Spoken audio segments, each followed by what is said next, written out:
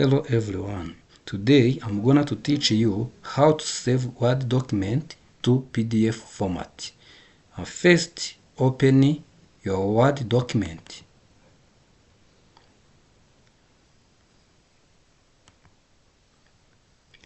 Click on File. Click on Save As. Choose File Location.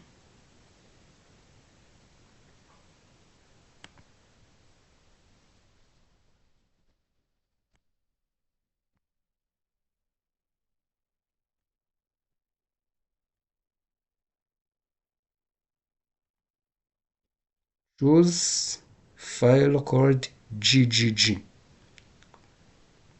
Click on Save As Type. Select PDF and save.